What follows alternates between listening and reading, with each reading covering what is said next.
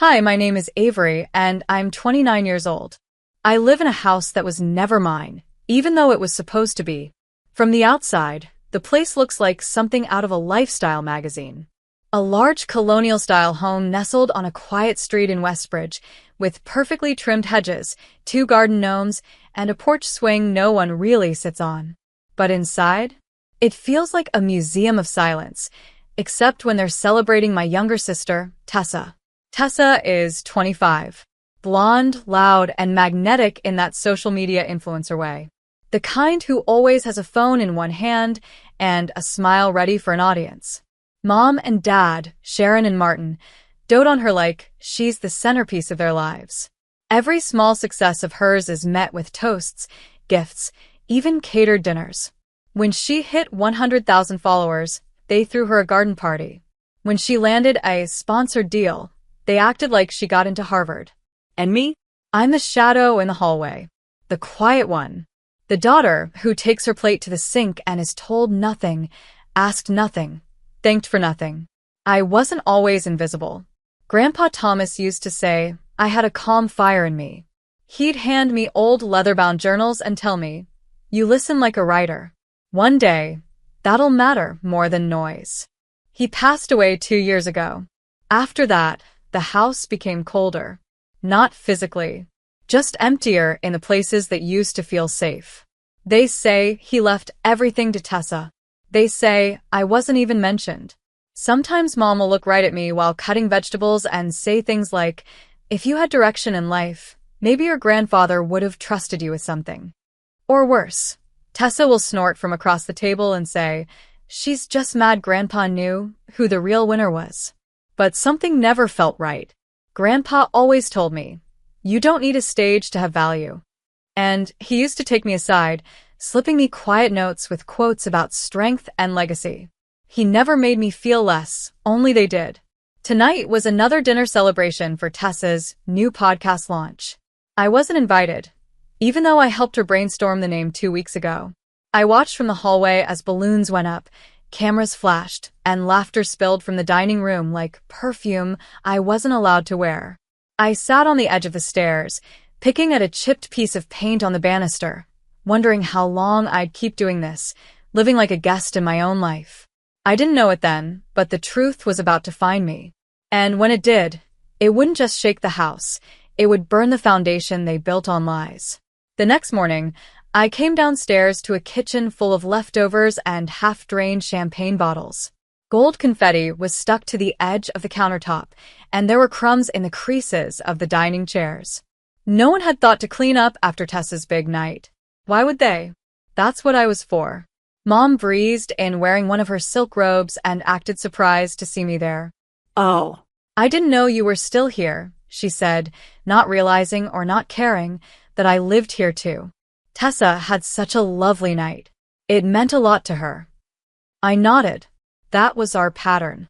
I stayed quiet. They pretended I wasn't bruised by their silence. Dad walked in a few minutes later, reading something on his phone. He didn't even look up before saying, "Don't forget to stay out of the dining room. We're taking photos with Tessa later. Professional ones. We want everything tidy."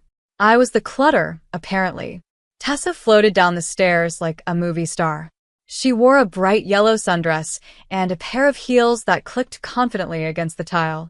Her voice, as always, announced her before her presence did. "Hey guys, did you see the engagement on last night's reel? Crazy, right? Grandpa would have been so proud." Grandpa." The mention of him made my heart jump because it didn't fit. Tessa rarely talked about him unless it was performative. I remember her rolling her eyes every time he'd invite us to his study for stories or long talks. She never had the patience. I did. I turned toward her, curious. "You think Grandpa would have liked your content?" She tilted her head, fake sweet. "Well, he left everything to me, didn't he? I must have done something right." Mom smirked. Dad didn't correct her. It wasn't the first time she'd said it, but this time, it hit differently. Because suddenly I remembered something. A box. A thick, sealed envelope Grandpa gave to Dad the day after the funeral. I had caught a glimpse of it before he tucked it away in the home office drawer. I didn't think much of it then. Grief does strange things to time. But now, something in my gut twisted. That envelope might not have been addressed to Dad. It might have been meant for me. And for the first time in years, I felt something sharper than hurt. I felt suspicion.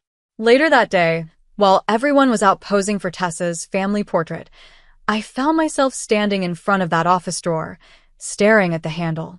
I hadn't opened it yet, but soon I would. The drawer didn't open easily. It stuck halfway, like it hadn't been used in a while. For a second I hesitated, not because I felt guilty, but because I knew that whatever I found inside might change everything. I eased it open and found what I remembered: a bundle of neatly filed folders, a box of unused pens, and a thick, sealed envelope with my grandfather's initials embossed on the front. The paper was aged slightly around the edges. The seal had been broken. They had opened it. I didn't touch anything, not yet. I didn't want them to catch me, and I had no idea how I'd explain it if they did. My hands shook as I closed the drawer again. My gut had been right. That night, when I knew the house would be quiet, Tessa on a live stream, Mom in her bath, Dad watching sports, I texted Vanessa. Me. You remember Grandpa's will? I think they've been hiding something. She replied almost instantly. Vanessa. What? Are you serious? Me. I saw the envelope. It was opened, but I couldn't get a clear look. It had his initials. There was a pause. Then 3 dots. Then the message that shifted the ground beneath me. Vanessa. Avery, you're not going to believe this. I saw that will. My fingers froze above the screen. Me. When? Vanessa. The day I came over last month. They left me in the kitchen while setting up Tessa's video shoot. I noticed the will on the counter. I took pictures. I thought it was weird but didn't say anything. Do you want me to send them? Me. Yes. Please. The photos came in minutes later. High quality, full pages. My heart thudded in my chest as I zoomed in. There it was, my name. Full name. Every asset listed, including the house. Bank account balances. Property estimates. The total value at the bottom. $3 million. And in bold, legally phrased text.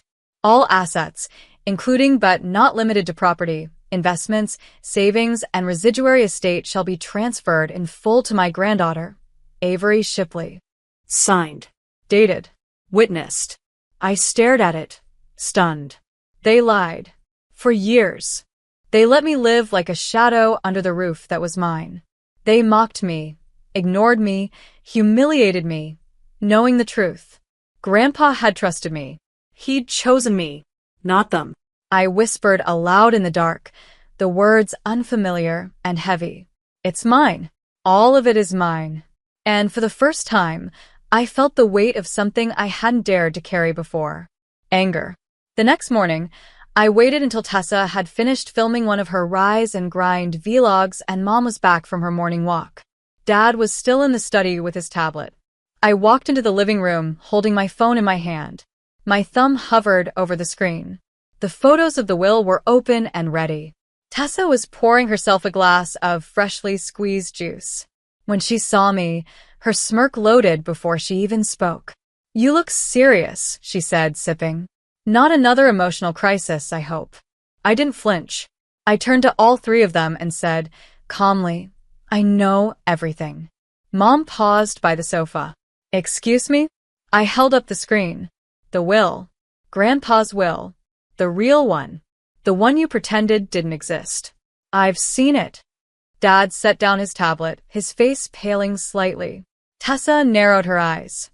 This is ridiculous, Mom muttered, folding her arms. No, it's not, I said. It's signed, dated, and names me as the sole heir. The house, the accounts, everything. $3 million. He trusted me, and you've been lying to me for 2 years. Tessa laughed sharply, almost too loudly. Oh, please. You probably faked that. Grandpa knew I was the one who'd make something of it. He chose me, I said quietly. And you knew it. There was a split second of silence. Then Mom snapped. Get out, she hissed. You want to accuse us? You want to start a war in this house? Then pack your things and leave. Now. I'm not leaving, I said. Not until I take what's mine. She stepped forward, eyes blazing. You're lucky we ever let you stay here to begin with. Dad's voice was low but cold. You've always been a problem. Don't make this uglier than it has to be. I turned without another word and walked to my room. My breath was shaky, but I moved with purpose. I pulled out my old duffel bag and began packing clothes, my worn notebook, my charger. The photos of the will were still glowing on my phone, like proof of my worth burning in my palm. I was zipping the bag shut when they burst in. I told you to leave, Mom said, her voice rising. But you don't take anything. Nothing in this house belongs to you. This is mine, I said, holding the bag close. These are my things.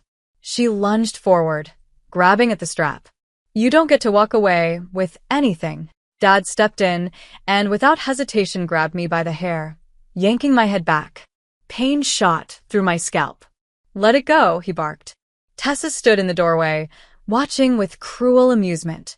Then she unscrewed the water bottle in her hand and threw it directly at me. The water hit my chest, dripping down my front. I didn't cry. I didn't scream. I let go of the bag. Mom snatched it triumphantly. I stepped backward, soaked and shaking, but steady. I'll walk out with what's mine, I said quietly, pulling my phone from my pocket. And I'll take everything else back in court.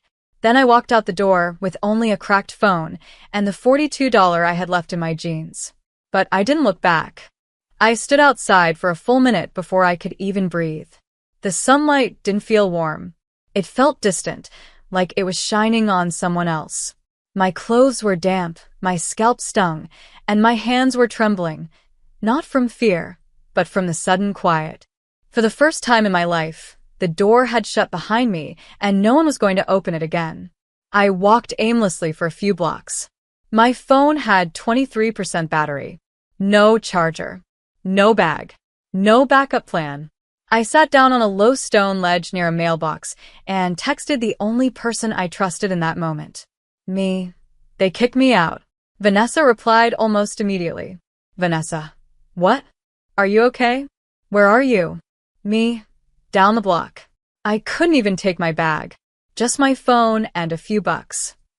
Less than 10 minutes later, Vanessa pulled up in her small gray hatchback, her eyes wide and filled with panic. She parked and rushed toward me. Avery. I stood up, but I couldn't say anything.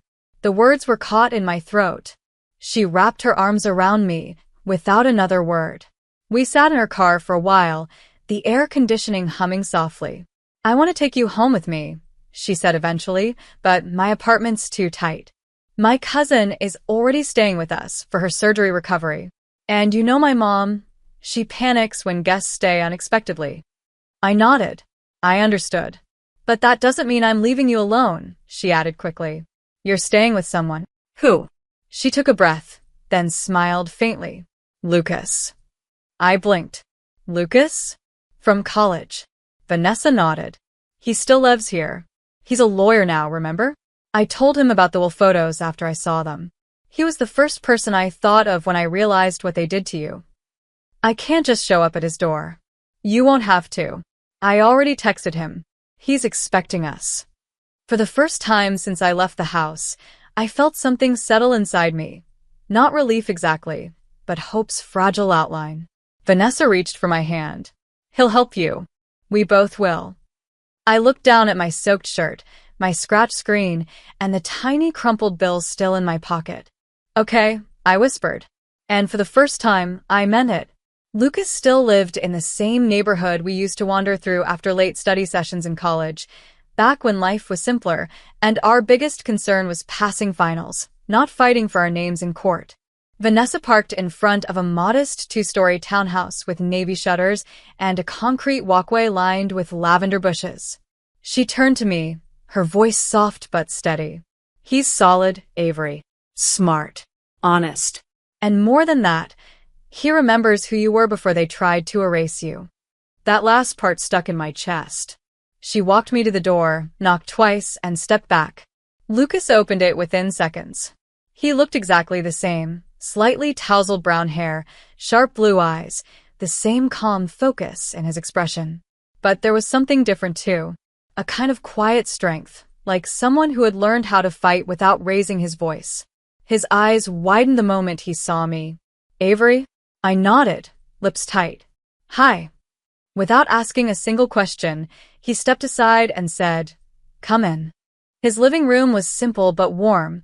Bookshelves filled with case files and novels, a couch that looked more used than decorative, and a legal pad on the coffee table with scribbled notes in his unmistakable handwriting. Vanessa gave me a quick hug and whispered, "I'll be nearby. Call me when you're ready." Then she left us alone. Lucas handed me a towel. "You're still wet." I had a rough exit. He gave a tight smile, but his eyes scanned my face like he was searching for pieces of the girl he once knew. I sat on the couch, towel in hand, and unlocked my phone. "I want to show you something," I said, opening the folder of images Vanessa had taken of the will. He leaned forward, brow furrowed as he studied each photo. His fingers paused on the signature line. "This is real," he said quietly. "This isn't just a copy, it's a full set. Dates, signatures, beneficiary name, your name." I swallowed hard. They hid it, kept it from me, told me I was worth nothing. He looked up, his voice firmer. "They committed a crime. Multiple, actually. And they left marks on you when they kicked you out?" I nodded. Hair pulling, bruising. My belongings were taken. He set the phone down and leaned back. "Well," he said, like it wasn't even a question, "then we fight." I stared at him, a little stunned by his certainty. "You're not doing this alone, Avery," he added. "We're going to get it all back, and make sure they answer for every lie." For the first time since Grandpa died, I didn't feel alone. Lucas didn't waste time. By the next morning, he had already printed and annotated the photos of the will. He sat at his dining table, laptop open, notes spread in tidy stacks. I stood nearby, still in borrowed clothes, still feeling like I was watching someone else's life unfold. He tapped the page with the signature. "This isn't just a photo. It's evidence of intent. And with Vanessa's eyewitness testimony, we can file a petition to validate this as the last known will of Thomas Shipley." I leaned forward. "But will the court accept photos?" Lucas looked up. "Probate courts in this state can accept scanned or photographed wills if there's credible witness support and a clear attempt to suppress the original." My chest tightened. "You really think they suppressed it?" He gave a small, bitter laugh. "They didn't just suppress it, Avery. They locked it away, let you live like a stray under your own roof, and physically assaulted you when you challenged their lie." He opened a new legal form on his laptop. "So here's what we'll do. Clipboard his plan. 1. File a probate petition based on the photographed will. 2. Issue a formal request to your parents demanding they present the original will. 3. Prepare Vanessa's affidavit as a material witness who saw the original in their home. 4. File a separate civil suit for inheritance obstruction and emotional harm. 5. Initiate a criminal complaint for physical assault and suppression of legal documents." It sounded overwhelming, but Lucas explained each step with the patience of a teacher. He printed the forms for my signature. "You're the legal heir, Avery. The court will see it." Later that day, Vanessa arrived to sign her witness affidavit. She brought coffee and that quiet kind of loyalty that says, "I will stay until the end." "I remember everything," she told Lucas as she signed. They left the will on the kitchen counter. I saw Avery's name and thought, this doesn't add up. So I took pictures. Her voice didn't waver. Neither did mine when I signed my petition. That night, after they both left, I sat alone on Lucas's couch staring at the printed page that bore my name. Petitioner, Avery Shipley. Claim, fraudulent suppression of last will and testament. Estate value, $3 million plus real property, residence. For years they told me I was invisible. Now my name was in black ink, stamped and filed. This time, they would see me. The probate hearing was scheduled for a Thursday morning. I wore a simple navy blouse, borrowed from Vanessa, and sat at the front of the courtroom beside Lucas, hands folded tightly in my lap. My parents and Tessa were seated across the aisle, Tessa with her sunglasses still perched on her head like she thought this was a red carpet event. They avoided my gaze, but I didn't avoid theirs. The judge, a woman named Justice Caro, entered promptly. Her tone was no nonsense from the first gavel strike. Lucas stood and explained our claim with calm, measured precision. He presented the photographed will, the signature, the date, the clauses, all spelling my name. Then he submitted Vanessa's signed affidavit. "Your Honor," he said, "this will was knowingly withheld by the respondents for 2 years, during which time my client was misled, emotionally abused, and physically assaulted. We are requesting that this photographic copy be accepted based on witness testimony and the respondent's refusal to disclose the original." Sharon immediately stood, dramatic as ever. "That's a lie. We never saw that version of the will. She forged it." Lucas didn't even flinch. "Then perhaps you can explain why your kitchen counter was where it was last seen." Justice Caro raised an eyebrow. "Did you ever find a will after Mr. Shipley's passing?" Sharon hesitated. "So, did Martin." Tessa rolled her eyes. We weren't sure it was official," Martin muttered. "Did you show it to an attorney?" "No." "Did you destroy it?" "I don't recall." Vanessa was called to the stand next. She stood with quiet composure and told the court exactly what she saw. The envelope, the name, the signature. She confirmed she had taken the photos on the same day. Tessa scoffed from her seat. "She's just her friend. Of course she'd lie." But Vanessa didn't blink. "I'm not the one who hid a legal document." After that, Lucas presented my medical report. The photos of bruises. The police report he'd helped me file after my hospital checkup. The judge's face darkened. "So she was assaulted and thrown out of a home that legally belonged to her," she said, her voice crisp. Neither of them responded. I was the last to speak. Lucas gave me a quiet nod before I stepped to the front. "I didn't want to come to court," I said. "I just wanted the truth. But when truth is buried and erased, sometimes you have to fight for it. This was my home, my inheritance, my grandfather's last wish. And they tried to make me believe I was worth none of it." The courtroom was silent. Even Tessa stopped shifting in her seat. Justice Caro finally leaned forward. "The court has seen enough." And I knew then, so had the world. It took less than 10 minutes. Justice Caro reviewed the final pages of the affidavit, flipped through the printed photos, and then looked directly at my parents and sister. "In my courtroom," she said, "intentional suppression of a legally binding will, especially for personal gain, is not only unethical, it is criminal." Sharon opened her mouth, but the judge didn't let her speak. "Save it," she said firmly. "You had a chance to present your version. What I saw today is a coordinated effort to defraud, isolate, and ultimately erase the rightful heir from both her inheritance and her dignity." Tessa slumped back in her chair. The judge continued. "I hereby validate the submitted photographic copy of Thomas Shipley's will, based on its full content, witness confirmation, and the respondent's refusal to produce the original. Effective immediately, all assets belonging to Mr. Shipley's estate are to be restored to Avery Shipley, including the residence located at 217 Elmwood Lane, all liquid financial accounts, and remaining investment holdings. Estimated value, $3 million. My breath caught. I didn't cry, but my body felt like it was made of air and weight at the same time. The judge turned to Lucas. "The civil and criminal filings will proceed separately." Then she looked at the 3 people I had once called family.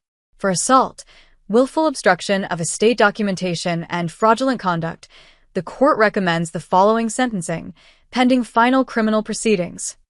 Martin Shipley, 1 year of incarceration for physical assault and obstruction. Sharon Shipley, 8 months jail or probation for will suppression and emotional abuse. Tessa Shipley, 2 years for attempted will fraud and defamation." The room stayed frozen for a long moment. Sharon covered her face. Martin just stared blankly ahead. Tessa mumbled something under her breath that no one could hear. I looked at them all. Not with anger, Just stillness. Because this wasn't vengeance. It was truth finally allowed to speak. Lucas placed a hand gently on my shoulder. It's done. But in my heart, I knew it wasn't just done. It was beginning. For the first time in years, the weight of my name didn't feel like a burden. It felt like mine. The courthouse hallways smelled like coffee and dust. Most people had already left. My parents were escorted out in silence. Tessa disappeared into a swirl of legal paperwork and social media silence. Vanessa stood near the exit, her arms crossed tightly across her chest, watching everything like she couldn't quite believe it had finally ended. I stood beside Lucas, not speaking, just breathing. Everything felt still. He looked over at me with that calm, unwavering expression I had come to trust more than I ever expected. How are you holding up? I gave a small breath. Relieved. Shaken. But mostly steady. He smiled. Good. Because steady is the beginning of peace. We stepped outside together, the sun stretching over the sidewalk like it had waited for this verdict.